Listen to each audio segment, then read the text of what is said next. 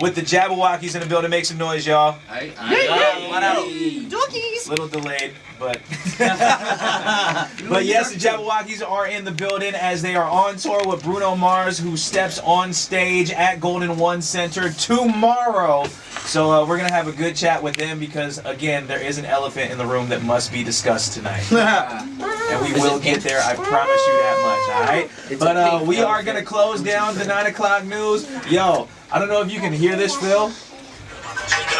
Oh, yeah, I can hear that thing. That's for you, player. Yo, just for Phil, we're gonna have to play the Sacramento version of that. We gotta do it. So we're just gonna put that out there like that. But the Jabbawockeez are in the building, and we are gonna take this quick commercial break. Come back with a little more to say. That's right, the Jabbawockeez are in the building right now. Yo, it's hella dope that you got to do the soft spoken. We're the Jabbawockeez. But yo, the Jabbawockeez are in the building, of course, on tour with Bruno Mars, stepping on stage at Golden One Center tomorrow night. Sold out within minutes. So it is definitely going to be going down, definitely a very live show. I'm trying to figure out a way to get snuck into this thing. Hand me a mask, fam. I got you, boy. Oh, also, for those of y'all, and I had mentioned this a little bit earlier, for those of y'all who didn't think the Jabbawockeez spoke, this is the answer. Yes. We do. See. So tonight, Jabbawockeez decided to stop through because there are definitely quite a few things we need to talk about. But let's start first with you were in town this weekend with Jo Koy out at Thunder Valley? Correct. Yes. Thunder Valley. So how did it go for one? Talk about it. Oh, the Thunder Valley show was amazing. You know, Jo Koy is always, you know, we've known him for a while, so him having us do this show, it was just, you know, a natural thing for us to do. But the crowd was crazy. There was 5,000 people in that spot, extremely hot, and they still, you know, gave us a lot of love. Man, it was just a really great experience for us. That's super dope, and it looked like it was hella people out there too. Oh yeah, for sure. It looked like a sea of people right in front of that photo. So definitely looked like a whole lot of fun. Now, how did connecting with Jo Koy actually happen? Because I feel like Jabbawockeez plus comedy, it does make sense because there's definitely a lot of humor that goes into the Jabbawockeez persona, but to actually be the Jabbawockeez at a comedy show is just mad eclectic. I think it's more so just how organic the relationship is as far as our chemistry. You know what I mean? We probably met him like after the show. Was it Probably 2010, like when we first moved out to Vegas. Was it when he the mockumentary? Was that the first interaction? Yeah, that was the first little project that we did. His team reached out to us to do this mockumentary to say he was the Jabbawockeez that got kicked out. It's online. You didn't see that. I haven't seen that. Funny. Yeah, so it goes back to that, which is like 2010, 11, 12. But you gotta watch that, and that'll kind of tee up everything for you. Like, oh, that's why. It's just organic. We're friends. You know what I mean? Right. So putting that together is definitely a cool thing to kind of see the connection between what Jabbawockeez do. Because I saw your guys' last show at the Luxor. I was there that day. And that was a big day too. Yeah. But I remember watching that show, and there's a lot of humor in the design of that show. Right. And it's interesting to see that now you get to connect all these dots, because I feel like there are a lot of different art forms that are connecting together and building these platforms together. And dance and comedy definitely wasn't one you were gonna see without somebody like the Jabbawockeez to bring that persona to a stage, and somebody who can actually laugh at Jo Koy cracking that joke and creating something like that around it. Right. So that was definitely one step to that. Then you're here for tomorrow. So you guys have a very, very busy schedule going on right now, but that's nothing new. But tomorrow it's going down, Bruno Mars live at Golden One Center. Wow. Is this gonna be your first time at Golden One This Center? is our first time yes. at the Golden One Center. Wow. See it. One of the most iconic nights that I was at Golden One Center, Kanye walked off on us. Yep. What? Yes, that was here. I heard about that. So the one thing that I tell people all the time though is you can be mad at Kanye all you want, but you went to that show knowing there was a possibility something that ridiculous was going to happen. You bought a ticket to the Kanye West experience, And then Kanye West gave you the experience and walked off stage. And you can't say that Sacramento's not a major part of the Kanye story anymore. That was the day he lost his marbles and dropped the rest of the tour. Wow. So, very iconic day. Hopefully tomorrow is very iconic in a very positive way. Yeah, sure. Yeah. So we're going to chat about that in a little bit. Plus, again, and I'm going to keep on saying there is an elephant in the room that must be discussed. The internet has already spoken on it. And we're going to get to that in just a few. But for now, we're going to take this quick commercial break. The Jabbawockeez are in the building, yo! Yo, Laguna Creek is actually part of my neighborhoods. Growing up, I was Elk Grove / Greenhaven because my parents were divorced and I kind of like split back and forth all the time. Use that to my advantage, like I could. Sorry, I left my book in my mom's crib. With the teacher that says, okay, for sure, we're gonna give you 2 books. But look, so speaking on the past like that. Welcome back to Sacramento. Appreciate you. Thank you. The last time you were here, we were the city of trees. And yesterday, Phil stepped back into Sac with the scenery, the greenery, and the yada-da-meanery. But it's no longer the city of treery because that whole thing got switched up while you were gone, man. It was hot too. It was hot when we found out, bro. Yo, it was crazy. I put it out there and I got hit up by news stations immediately because they're like, yo, people are really offended by us doing this. Oh, yeah. And I guess it was at the hands of Visit Sacramento and the mayor, and they decided this was a better play for us, was the farm to fork capital of America. It was like, first and foremost, why? Right. Start there. What was the point of that? 2, what does that mean? And how did you decide that we were the capital of America of that? We are definitely a city that has been proven to have the most, it was like the most types of trees or something like that, next to somewhere in France. Oh, yes. We're second to France, somewhere in France. Wow. So, not those kind of trees. and that. That too, though. But look, so when you saw that, what was your reaction to that? It was the Michael Jordan crying face. That's all it was. It was definitely sad, and it makes you kind of think like, what other names could you have gone with that were better? And the only one that me and a good homie of mine, Chris Lango, came up with was America's Melting Pot.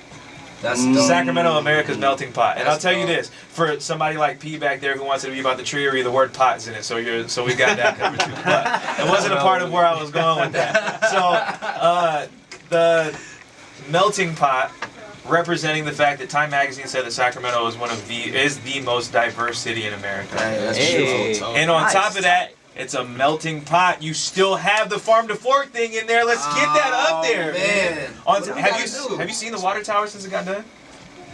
Yo, they put, you know how when somebody covers graffiti and they do it the wrong color and they wipe it? Yep. There's a block right under where the new type is. Like the new whiteout, like it's kind of like a tape, like whiteout. It's a completely different kind of silver on there, bro. It's like all old and dingy to all gloss. Only on that block though. They couldn't even repaint the whole thing. That's what I'm saying. So underneath it still says City of Trees. Yeah. There you go. We'll be back. We'll be right back. To be continued. Somebody just gotta get up there and clean it. But look, you guys are back in Sacramento. Let's talk about this Bruno Mars thing. Because what did we talk about earlier? Started with Uptown Funk. Yep. Which major record, numbers in the billions we talked about. Literally in the billions. Literally. What came after that led into what 24 Karat Magic is now? We did Uptown Funk, and then I touched Feel Right with Bruno because he wrote on that thing with Mystical. Right. And then we ended up doing the Super Bowl. I ended up doing the Super Bowl with him. And then what happened after the Super Bowl? Did we do another video? AMAs. The AMAs, I'm here. Then we did the AMAs. Before you did the 24K Yeah, you did. video. 24 Karat video with the DJ. Bellagio and Oh, we shot the 24 karat Dancing video. in the chanillas. Right. I got a picture of that thing, by the way. My G is in some freaking slippers he got from the Hawaiian swap meet. I love that 24 though. karat. I just had to rap that thing. D was like, "You about to rap that with the song? All right, let's go." Swag It was. I remember that was one thing that we talked about too. I'm gonna let you know that if you didn't know, there were definitely a lot of zoom-ins on the feet that got sent to people after that video came out. Yeah. Some of the chanillas right You there, see the bro. feet, man. Had to But- switch it up. So Shout out now, Hawaiian Swap Meet. yeah, after all that, of course, 24 Karat Magic, and then moving on with now the tour, and this being the big thing, Right. the homecoming thing.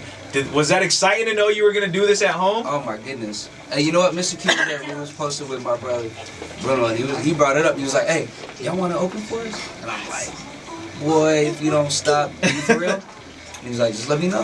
I'm like, "Man, I'll let you know right now. Let's go." He's like, "What you want to do?" He's like, "Give me Vegas and Sac at least." Made it happen. I'm just like, man. And that's the first 2 dates, right? Yeah. Yep. And Wow. I didn't know it was gonna tee off that way. This is way before the tour was even being talked about. He had threw it out there. And here we are, like months, maybe a year later, probably a year later. And That is Sac performing tomorrow. insane, yo. And for the first time in Golden One Center. And for the first time. So- And we just flew back, and we just, I got my baby boy. I brought my baby boy. He's the only one from my family that he was born in Vegas. You know what I mean? So we just brought him back to Sac and about to show him what all this is about, bro. So it's a blessing, bro. That's it's so beautiful. Dope. That's beautiful. And I think a lot of our conversation about what's coming into Sacramento and what we can do as a whole between the DJs on the streets, the DJs at the stations, the dance community, the artists out here, what we can do for the city to make it a much bigger movement than this is definitely something that I think tomorrow, and you guys setting it off on stage and getting to say we're doing this for the hometown is going to be a big step in that direction. Oh yeah, It's amazing. it's going down. So again, the Jabbawockeez are in the building. The elephant in the room is next. Stay tuned. Ooh.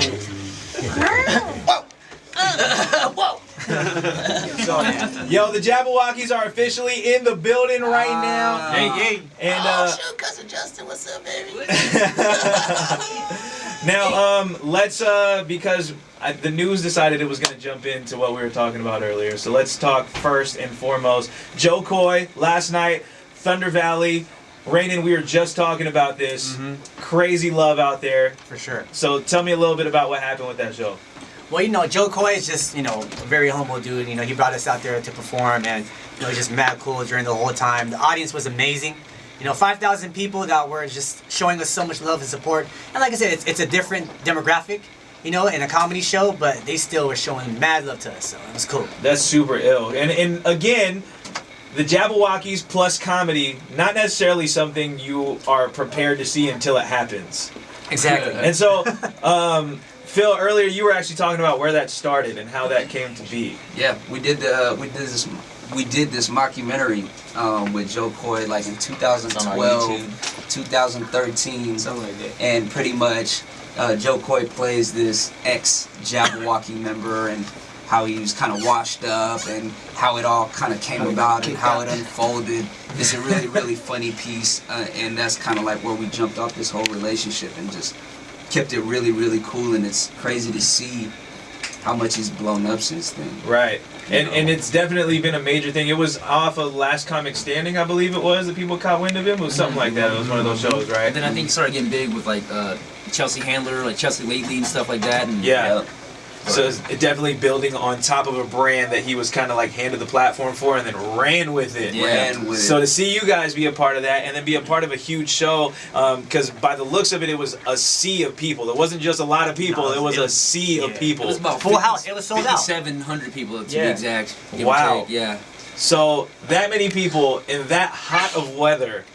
Because Sacramento, I could not be outside yesterday, fam. It was one of those kind hot. of days. No lie, it was Now, 103 out there. Yeah, it was 103. Yeah, it was 103. I know 103.5, Yeah, actually. tip rehearsal at that time, and it was already blazing hot. So by the time he got on stage, it was even like way crazier as far as the heat. Right. Everybody had their, their fans, just sweating it up. But we were really excited that they even still showed us that much love. Right. You know, it was cool. And it definitely showed in those photos and videos. You guys document very well, by the way. Oh. Speaking of documenting very well, you guys had that show, the movement that was held down out there, right? Yeah. Let's talk a little bit about that, because it was a cool development to see you guys do something where you brought new talent in. And one of the first things you guys did was tell us who the Three Muskies are. Oh my gosh, that response was just so genuine. You know, I was wrong. like, you know, it's one thing where you like, if you don't know, just say you don't know. But somebody try to act like they knew who the Three Muskies were and just was super wrong, and that just made him look really bad. Yeah. Yeah, it wasn't a good look. Just a little scary, cringy moment right there too. A little awkward moment. But yo, so the show itself though was definitely a way to put on a lot of talent and to kind of showcase that there's more talent out there, and that you guys have a structure that goes to what goes down. You put people through the process of learning what it is to become a Jabbawockeez, step by step, member by member, whose value kind of creates what becomes what. Right. And that was definitely, I think, something that we get to see you guys do every day when we see what you guys do show-wise, what you do as far as any performance that you've done, any documentation you do, classes, all that kind of stuff. So it was interesting to see that people got to experience that and really put the mask on and understand what that meant. Because the other thing that you guys said was the mask is more than just being a part of the show. Right. It's actually you become a Jabbawockeez when you have that mask on. Right. And so what goes into that for somebody who doesn't know what becoming a Jabbawockeez in the mask is? It's becoming an entertainer. Like, I mean, our whole thing is that we're musical aliens, that, you know, we embody music, and so any sound that we hear, we kind of are able to articulate that through movement. And you know, taking some cues from like Charlie Chaplin and, you know, just silent film, and seeing how you can kind of get the gist of what's going on without a person being able to speak. Right. We kind of took some cues from that, and you know, it's heavily related to music. First and foremost is dancing. First and foremost is the music. So just becoming one with the music, understanding the characteristics of a song, the vibe of a song, being able to tap into that, and then being able to share that through your movement. It is dancing, but you know, we love Bruce Lee, so it's the art of dancing without dancing. It doesn't have to be a dance move, air quotes. It's just movement to music that articulates that honestly. And so I like how you just plugged the name of the show too. It's movement.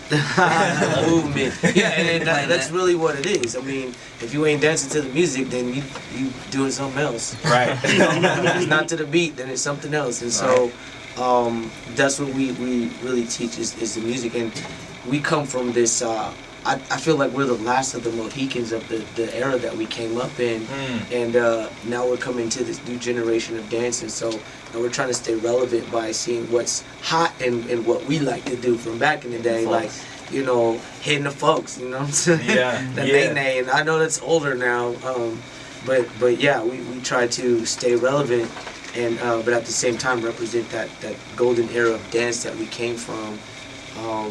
But yeah, it's all about knowing your history, having a foundation to build upon, and then expressing yourself honestly through the tools and the medium of dance, the tools that you have, which is your person, and the medium of dance. And I think that translates well to you guys doing the stuff that you're doing with Bruno Mars right now, especially that his sound definitely is a resurgence of an era where music and party and putting that all together was a very big hype.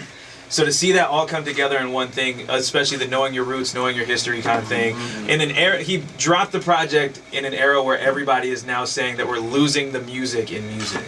It's becoming digital, we're losing that side of it, and now you guys get to be a part of the movement that becomes the live show, that becomes the music videos, that become the presentation of what all that is, helping embody the brand that is what Bruno Mars movement is with the 24 Karat Magic album and the music that comes with that. So now you're on tour, we're gonna make it happen. The Jabbawockeez are in the building! Hey. Alright. Song was made it in the show. That was arguably, but it's more along the lines of critically acclaimed. The best in the world. The Jabbawockeez are in the building right now. Too much, boy. I'm standing right here, bro. Yeah. Hello. Doggy dogs. Are we going back to that? Hey, sushi on that doggy dog. Hey, doggy dog. You don't know about them doggy dogs. I know, but I've been catching on a little bit. It was happening before you got here, Raiden, and then it just kept going, dog. It just kept going. But a little bit earlier, we were talking about we have some Sacramento originators in here. Oh, yeah. So we have some alumni was the word for it. Yeah. What schools? You talking about high school? Yes. Florin High School, Panthers, what's happening? Valley High Vikings. Hey, On the creek. the Cardinals. Cardinals. And of course, the Kennedy Cougar on this side was good. Hey. But, so look, now you're back in Sacramento. Your first time back since the water tower change. Now I gotta tell you, I became the voice of this side of it, the City of Tree side, because I put it on air, had people call in and talk about how stupid it was that they changed the name. The article came out, they hit me up like 3 different times for the same newspaper. The Sacramento Bee hit me up with 3 different people until they finally put out one of the articles. That's crazy. But they ran through this whole thing where basically people were saying they'd rather us just change it back because nobody knows why we changed it in the first place. Right, 100%. So you said you were in Vegas reading this news Right, and were in awe and shock, I guess. in shock. But how did it feel to see that happen? Because, I mean, for me, I knew it as a City of Trees because of that water tower. Right. So to see that change, that was big for me. What about you? Yeah, it's like, why would you just automatically associate us with like silverware or, you know what I mean? Like, I never really think about that when I'm at home. Just like, oh, I'm thinking about a fork.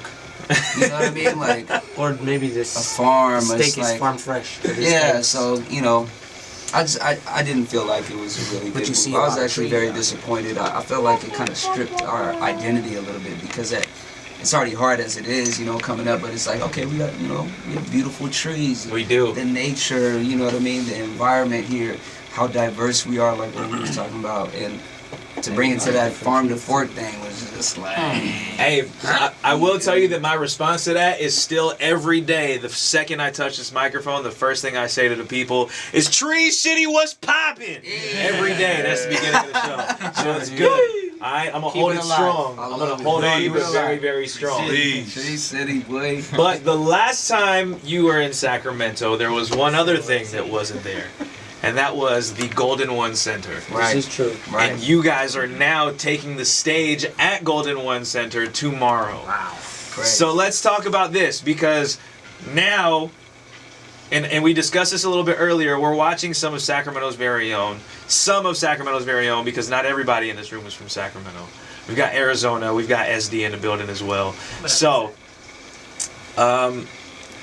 now, what is it like that you get to be on the world's biggest platform, which is being on tour with a world-renowned artist that is Bruno Mars, and you're stepping on stage in your hometown to represent like that, Right. and on top of that, you did the Super Bowl, you did the AMAs, there's been plenty of other things that have happened along those lines. How does it feel? I feel like we're so tired in a way because we've been at it, you know what I mean? So we can kind of be numb to how monumental each of these moments and shows are, you know what I mean? Yeah. And you know, we were pulling through just, you know, from the bottom just to get this show out. What we did would be in Vegas, and we were just blessed to really walk out of that thing like with a straight W again. You know, when we did that thing at the finals, when we performed, that's one take. You know what I mean? We shot the video. Yeah. Christian's right here. You feel me? Oxygen. Okay, oxygen. we do these things one take. You know what I mean? And for whatever reason, we walk away good and great. And here we are again, just becoming more present. You're kind of grounding us right now with this experience because you're talking about it. It's like it is going down tomorrow. I'm talking to my crew right now, like, hey, you guys, like, my crew, Jabbawockeez crew, my brothers, it's going down tomorrow here in Sacramento, in our hometown, it's just like, and we're a dance crew. Yeah. Like, what artist is gonna have a dance crew open for them like that? Like, and this is Bruno Mars. This ain't no C-list. You know what I mean? This is like the top of the top right now. Right. Messing with a dance crew, but in a way, we're not just a dance crew, and that's what we've stood for, and that's what we've been trying to do for the community. It's like, hey, you don't have to be a backup dancer if you know what I mean? Like, you don't have to be that. Right. We can be the artists. We can be the ones on the forefront. You know what I mean? So we have some things that we've been concepting on and doing our own little situation, our own little tour, our own little live show, and maybe put the artists, the rappers and the singers in the background and stuff, and let the visuals be on the forefront. Holla, by the way. When that happens, holla. You feel me? I'm ready to go. Talk to me, bro.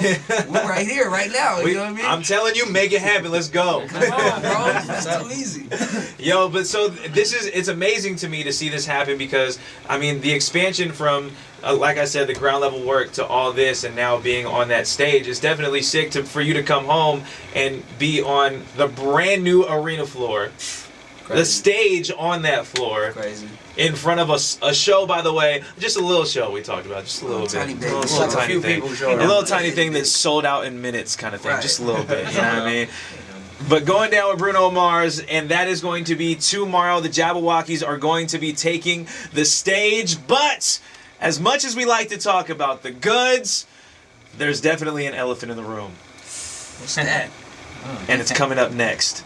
Oh, Stay boy. tuned. Some troopers in the building. The Jabbawockeez are here, fam. And handling business with me on the late night right now as they have a show tomorrow, which is also going to be pretty late too, and that's going to be at Golden One Center with Bruno Mars. But again, as much as we like to talk about the good, there is an elephant in the room that needs to be discussed. And you guys knew this conversation was coming because we already talked about it, for one. Talk about it, Suge. But also because the internet has already spoken. So we're going to jump into this real quick because comments on here have stated, one of my favorite ones that I read was, I've waited for this video to drop just so I can tell you how mad I was. There was the lineup of all the ones that say, I'm no longer watching this show after tonight, with follow-up comments that just say same. And then, as I said before, a lot of derogatory things that I just can't say on the radio. Let's talk World of Dance, fam. Let's do it. Let's do it. Ooh. Because this was a show that, and again, we have to kind of keep, I know you guys kind of have to make sure that you stay on a kind of a PC side, I guess, a little bit. But I'm going to go from my perspective first. Now, we know that a lot of this was, when you guys came into it, was who can defeat the Jabbawockeez. We knew that was very much like a big piece of what this show was going to be. Right. But at the same time, there were some people who have kind of had that, like, oh, it's somebody else's turn, or, you know, that whole kind of wave of movement that people have kind of said, all right, well, the Jabbawockeez have done it already, somebody new is going to take it. But I was ready for the end of that show, knowing that Jabbawockeez and Kinjaz were on that show, was going to be somewhere near the final episode. I knew that was a thing. Right. And what? How did you feel about that? What makes you think that though? Like, what? Why? How did that even come to mind? Like, why pair the two? See, you asked those questions trying to get me to say something that. Let's just say there are a lot of similarities, including a mask that's involved in this situation. Okay. But. Say that one more time. Nothing. But that was one of the things that we kind of expected, was it was going to be Jabbawockeez versus Kinjaz at the end. And then all of a sudden, this whole thing is cut short from a couple of very sketchy things that happened, for one. You guys were in the only round that had 3 crews in it, and 2 crews were getting eliminated, which already in itself was kind of weird that happened. The other being that it was... What's the Scenario versus Hot and Her, and one of these is a little more old school than the other one. Right. But somehow, that's not how it was translated. Right. Keep going. Keep going. But now, see, This is all news to me. The hand on the chin. yeah, the thinking Suspect. face. All Yeah. news to me. I see that happen all over the room right now. So tell me I need to know where you guys sit on this, because obviously I don't believe that should have been the end of the Jabbawockeez run on World of Dance. And the internet spoke very loudly, including an article from USA Today, I believe it Oh was. yeah. She was Straight trending. Yes. On different platforms. Definitely trending in Sacramento. Yeah. Shout out Sacramento, by the way, of course. So what's your takeaway from this? Wow. Takeaway. I have one. Go ahead. Go ahead. I think it's in our best interest to invest in ourselves and do things on behalf of ourselves and try to create something, a platform for the dancers where, you know, they really can be rewarded for their effort and their time. Right. You know, really know that they have a shot at doing that, and not, you know, have some kind of narrative prior. So maybe I'm saying too much right now. No, I think also at the end of the day too. I mean, walking into that show, we already knew, you know, our pros and cons going in. But I think one of the main things, the reason why we did it, is to really, like we said before, represent the tribe, represent growth. Because at the end of the day, Jabbawockeez isn't just, you know, the 6 guys you saw on America's Best Dance Crew. You know, it's not the 10 guys that people saw in 2003 at a showcase in San Diego. Right. We've evolved into something bigger, into something greater. And the thing about it is, there's so much talent, especially in this city, in Sacramento. From the Art of Technique, we got TJ out here is from Sacramento. A lot of our cast members are from Sacramento, and we wanted to let people understand that we've grown more than just a crew of small, you know,